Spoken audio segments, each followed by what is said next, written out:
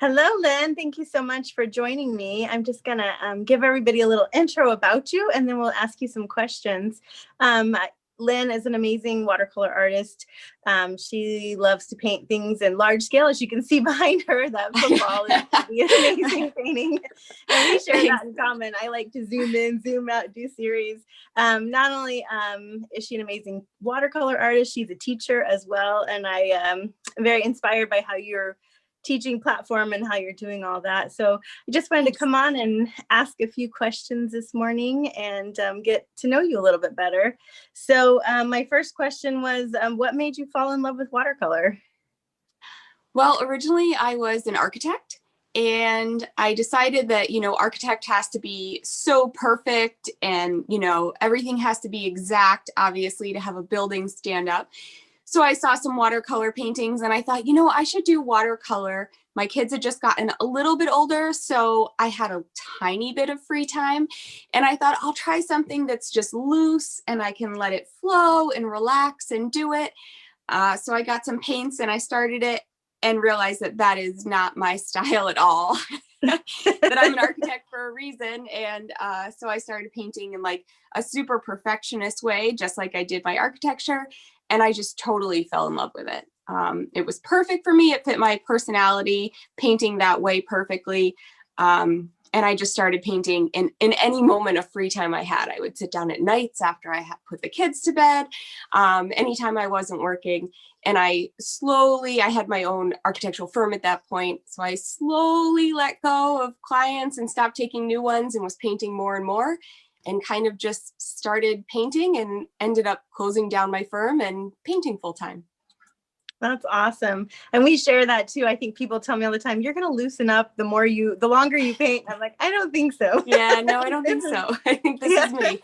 Yeah, I agree. So what advice do you have? You've got a lot of new students. I'm sure you have all different, stages of people in their watercolor career, but I know you have quite a few tutorials and classes on Patreon. So tell us a little bit about those and what advice you have for students that are in watercolor classes.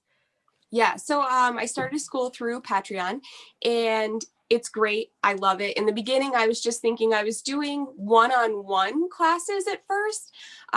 So I had like one student at a time, and we're doing it live through FaceTime or Zoom, because at that point, COVID hadn't happened yet, and I was still traveling and doing classes, but I had lots of people who said, I can't afford to get to a class, I can't travel to get to a class. Do you offer anything online?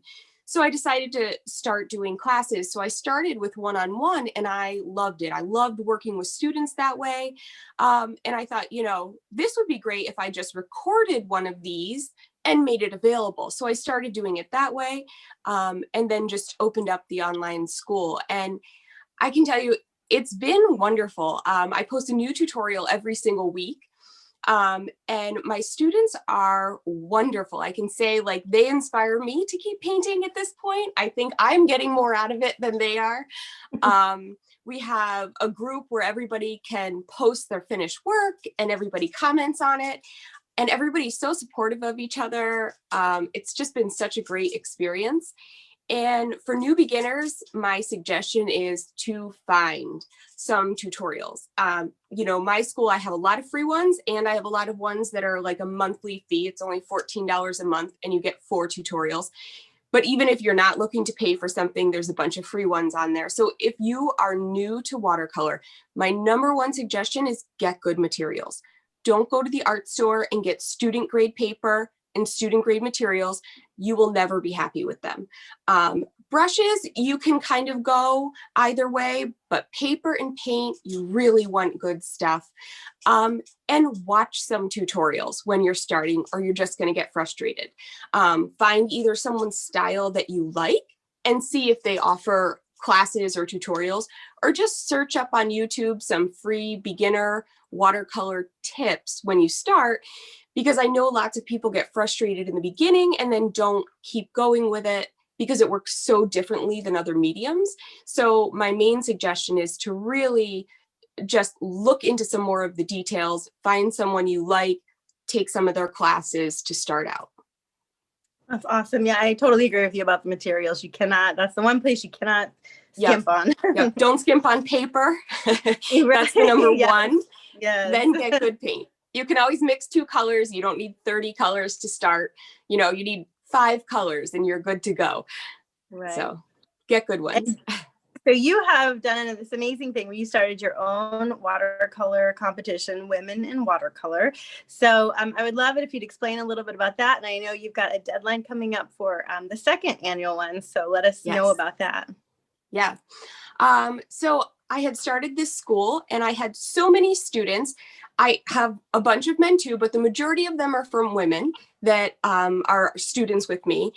And so many of them were so nervous to enter a competition. There are so many things to think about when you're entering something. Not only is your painting good enough and being nervous about that, but also, is it the right size? Where do I have to ship it? How do I ship it? How do I frame it? There was all these questions that they had that they were not entering even when their work was amazing.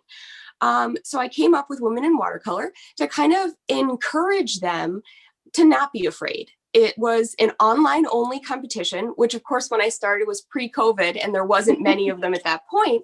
So I thought, you know, I'll try this and see how it goes, but it would be a way for them to be able to enter something and, you know, build their confidence. And the whole point of the competition, yes, there's winners, but it's really to help promote the Women in Watercolor, to share their art, to get it out there, to really just help them, show them that, you know, you can do this and it doesn't have to be difficult. So our first competition, we had over 1,200 entries. It was amazing, from over 50 different countries. And we had wonderful judges last year.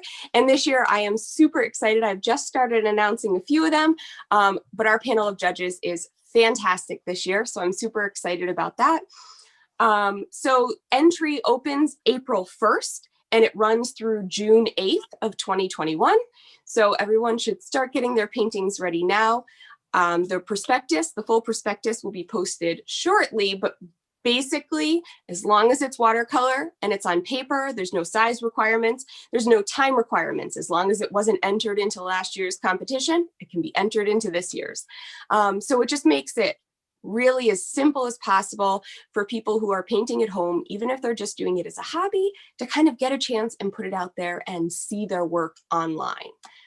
So that was the whole thought behind it. That's fantastic. And it's very cool that you're doing that. So, you may have already pivoted beforehand, but have you pivoted during COVID? Has anything changed much for you, or were you already on that trajectory? Well, I was still doing a bunch of in-person classes at the beginning of everything, but I was lucky. I had started my online school, like, I don't know, about 6 months maybe before. So I had all of that stuff going before COVID. So that made it a little bit easier. My family is high risk. So when everything started, we went into complete quarantine and didn't go anywhere. I mean, not for months, we didn't go anywhere. So I went completely online. So I was lucky that I already had it kind of set up.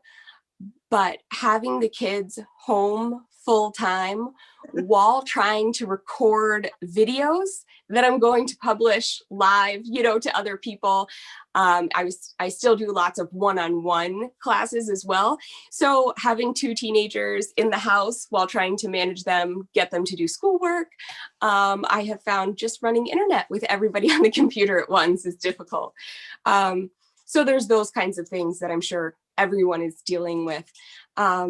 I did find it in the beginning, I do large scale work. And because the kids were home, I found that I never had huge chunks of time where normally I would have the whole time they were at school.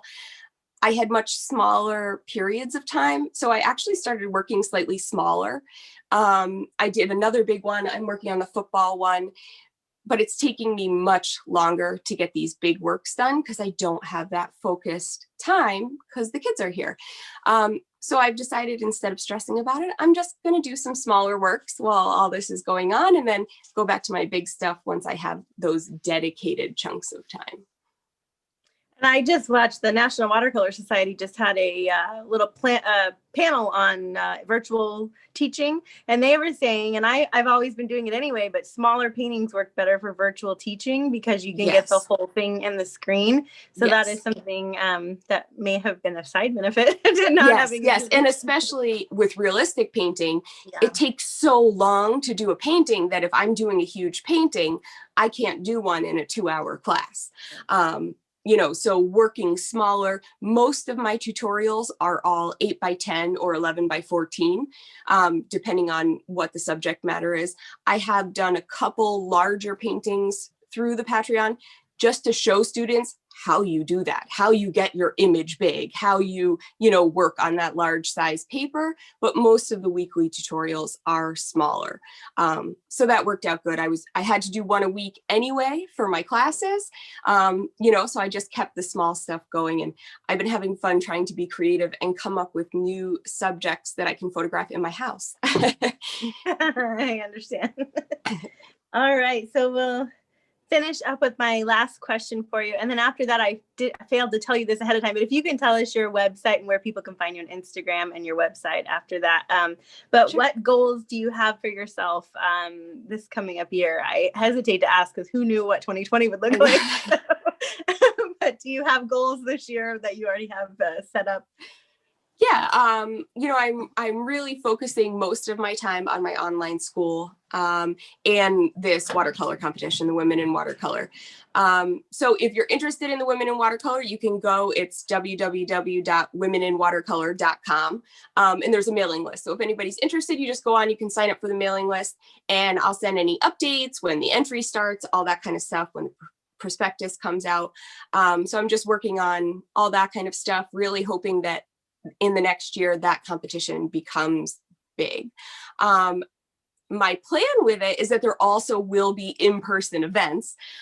So, as part of that we would have gatherings and teachings where, like top artists would come and we would do in-person classes, but we'll have to push that off. Hopefully, maybe we'll get to that next year.